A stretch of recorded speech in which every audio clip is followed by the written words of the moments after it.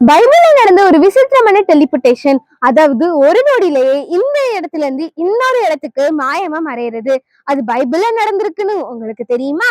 அப்போஸ்தலர் 8வது அதிகாரத்துல நம்ம 27ல இருந்து 40 வசனத்துக்குள்ள பார்த்தோம் அப்படின்னா, எத்தோப்பியா எத்தோப்பியா நாட்டோட மந்திரி ஒரு நாள் அவங்களோட ரதத்துல பயணிச்சுட்டு இருக்கும்போது, ஏசாயா தீர்க்கதரிசி எழுதி பைபிள்ல ஏசாயா தீர்க்கதரிசி நிருபங்கள்ல இருக்கிற வசனங்களை வாசிச்சுட்டு இருந்தாங்க. வாசிக்கும் போது அதுல உள்ள அர்த்தங்கள் அவங்களுக்கு புரியவே இல்லை. அந்த வசனம் எதுவுமே புரியல. அப்போ ஏசப்பா பிலிப்புங்கிற அந்த ஊர்ல இருக்கிற பிலிப்புங்கிற ஷீடருக்கு உணர்த்தினாங்க. இப்படி ஒரு மந்திரி ரதத்துல பயணிச்சுட்டு இருக்காங்க, அவங்களுக்கு புரியலன்னு.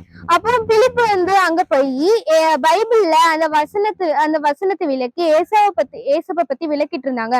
இப்போ போற வழியில ஒரு குளம் இருந்துச்சா.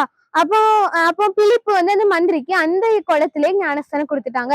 பிலிப்பு அந்த ஞானஸ்தானத்தை கொடுத்துட்டு வெளியே வரும்போது கர்த்தருடைய ஆவியானவர் பிலிப்பை எடுத்து கொண்டு போயிட்டாங்க.